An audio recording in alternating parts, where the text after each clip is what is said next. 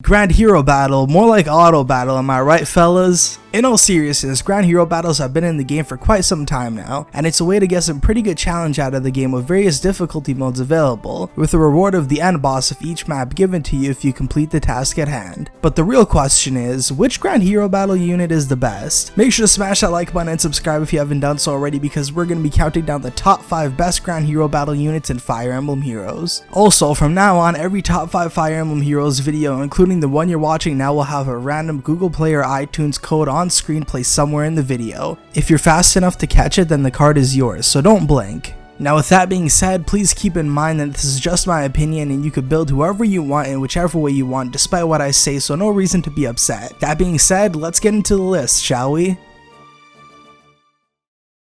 You're going home, in pieces! Starting things off with Veronica's bodyguard, the Paragon Knight himself, Zander. I remember back when the game first came out, he was an enemy within the story mode, but man did they sure make us wait a while before we were ever able to obtain him, in the form of a Grand Hero Battle released in May 2017. He seemed like the coolest guy in the world at the time, but they took a nosedive on that one real fast. But regardless, let's get into his stats. He has a lot of bulk on the physical side with some reasonable attack, but pays the price with his speed and resistance. If you get this guy in range of a blue mage, or any mage at all really, just uninstall the app because you're about to become a witness of murder. He's a cavalry unit though, so you've got a pretty nice fit for a horse emblem team. Moving on to his kit, for his weapon he's got the Siegfried, which has this encounter built into it, which is always a welcomed addition. His special is Blazing Light and his passives include Armored Blow for the A slot and Spur Defense for the C slot, which is heavily pushing his physical durability. You can obtain Zander by completing his Grand Hero Battle on any of the difficulties that are currently cycling in and out of the special maps. If you are having trouble completing the maps, my good friend Phoenix Master 1 has very free to play friendly guides on how to complete pretty much all Grand Hero Battles the game has to offer. I'll put a link in the video description. But if you choose to build them, here are a few options ranging from the most budget friendly on the far left all the way to the most premium on the right. So while you're looking at those, let's talk about why Zander is on this list. Firstly, he is a physical bulky red cavalry unit with this encounter built into his weapon, which is the first and only one of his kind at the current moment. This ultimately frees up his A slot for whatever you want, whether it be pushing his physical bulk even further, or trying to remedy his resistance as well as countering bow and dagger foes. Secondly, he is a horse unit, so cavalry buffs will be quite kind to Zander since his speed and resistance need all the help they can get.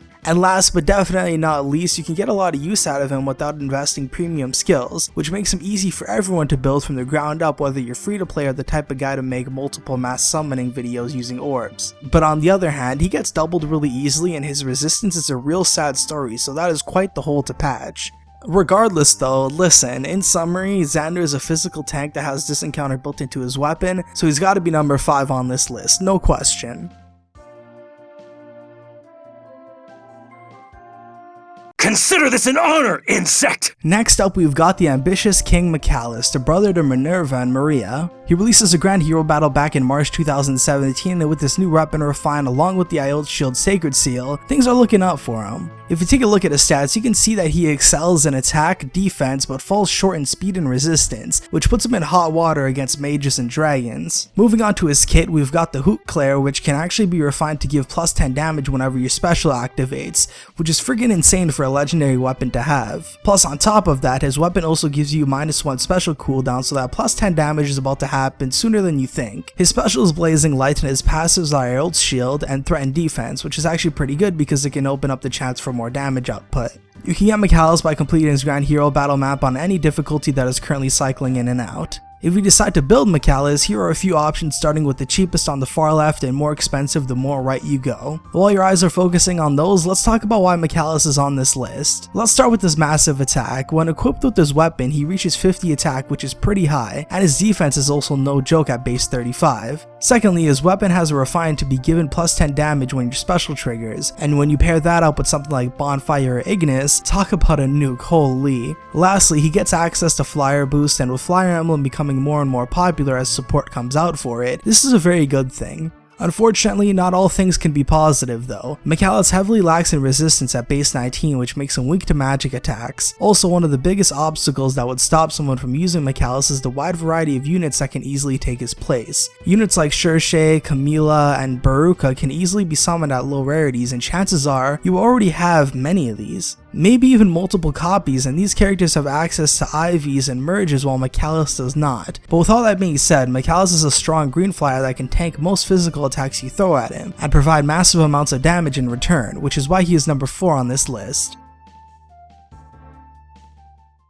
What's your gambit? Following that, we have the guy who inspired me to marry Azura in Fire Emblem Fates, the man himself, Arvest. He released in October of the year 2017 as a Grand Hero Battle unit, and he was pretty unique to say the least. He's a mage with a pretty high attack stat, and his resistance is nothing to overlook either. He can be a pretty good mage check considering what his weapon the Valflame does, but we'll get into that later. As far as his defense stat goes, it's not that good, but he's mostly an offensive support unit, not a tank. Switching over to his kit, we've got the Valflame for his weapon, which makes all foes within cardinal directions with 1 resistance or lower suffer -4 attack/resistance until the end of the foe's next action. Since Arvest has fairly high resistance at base 33, this weapon effect is something that can be easily utilized, but it's his passive skills that make things real interesting. His B slot, Recovering, it restores 10 HP at the start of each turn. That is pretty damn great. If you put Ardent Sacrifice as your assist skill, you can have an offensive healer on your team, which is cool. He also has Defense Ploy, so that works pretty well with Valflame. You can obtain Arvest by completing his Grand Hero Battle on any difficulty, so that's not too hard of a task. When it comes to building Arvest, there's only one way to go about it in my opinion, so while you're checking that out, let's talk about some pros and cons about him. Starting with the positives, Arvest has a lot of debuffing potential due to his weapon as well as his fairly high resistance, which makes ploying foes a lot more common. He also has the Recovering skill, which with the use of something like Ardent Sacrifice gives him some pretty good utility since he can play healer if you wish. Lastly, Arvest can fit in quite a lot of teams regardless of who you try to use, since he plays a few roles in general. But as we know, nobody's perfect, so here are some cons about Arvest. Something I need to mention first is his huge lack in bulk. I know his resistance is quite good, but his health and defense stat is paper thin. At base 33 HP and 17 defense, he is gonna have a lot of trouble living a lot of hits. Even with his good resistance stat, he doesn't have a lot of HP to lean back on, unfortunately. But hey, that's the only bad thing I gotta say about him, and I hope it's clear why Arvest is placed in the 3rd slot on this top 5.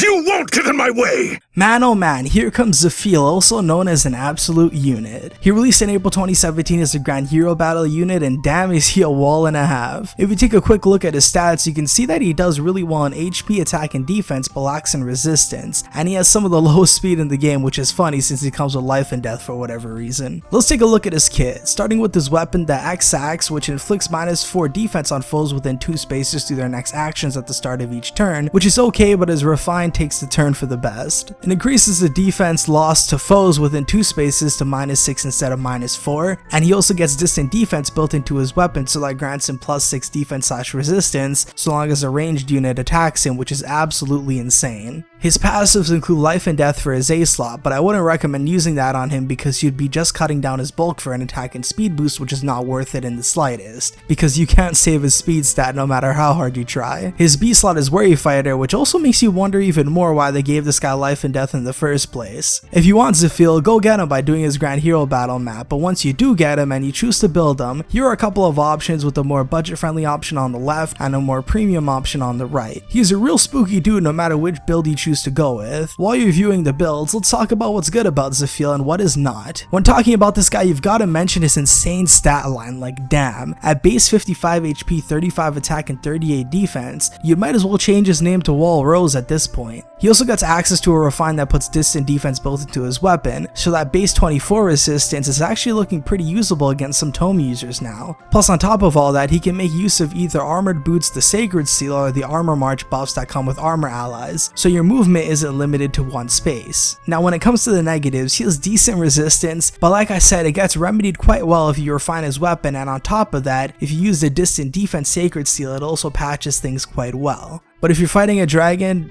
I don't know what to tell you. Also, his movement is limited if you don't run him on an Armor March team, although the Armored Boots seal does help. Once you get hit a singular time, you're gonna lose that extra space of movement real fast, so be careful. Anyway, I'm gonna stop talking about Zafiel now before I further regret foddering him off for life and death. He's number 2 on this list.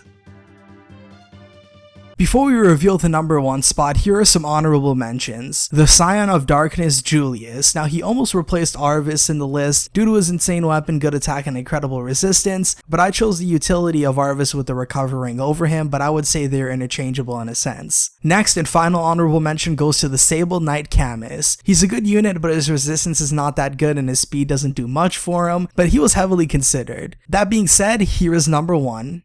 Just like Mama. This entry is going to be a real awkward one for a lot of us because I know myself and a whole lot of you guys gave up this little guy for skill inheritance, but number 1 is the Dragon Spawn Kanna. He releases a Grand Hero battle in May 2018. He's a stat balanced dragon. He doesn't lack too much in any particular stat, but he isn't too good at any specific stat either, which means he could be put in many different situations and work quite well. As you can probably tell by the start of Kanna's entry, his kit is actually quite good. Starting with his weapon, the Water Breath Plus, he gains +4 defense and resistance during combat in the enemy phase, and if the enemy is attacking at a range of 2, it calculates the damage using the lower of the 2 between the enemy's defense and resistance. That's a pretty good breath, and it's inheritable by all dragons in the game, so that can really add to one's bulk as an enemy phase unit.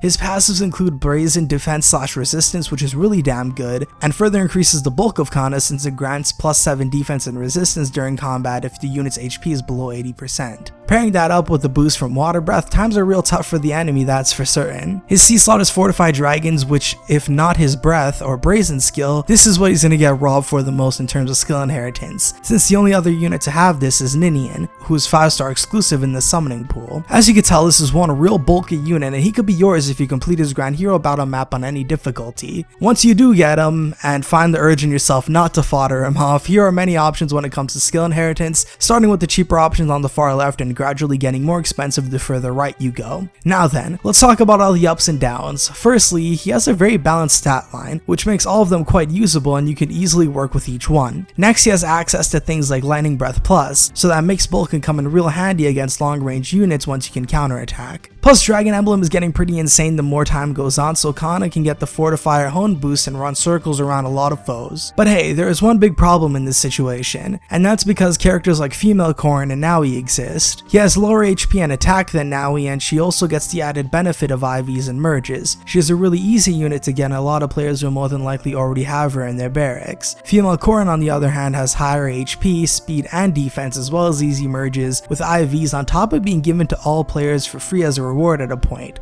which I guess makes her free to play. All in all though, Kanna is an absolute tank and does good in every single stat with little to no drawbacks, which is why he is the best Grand Hero battle unit in Fire Emblem Heroes.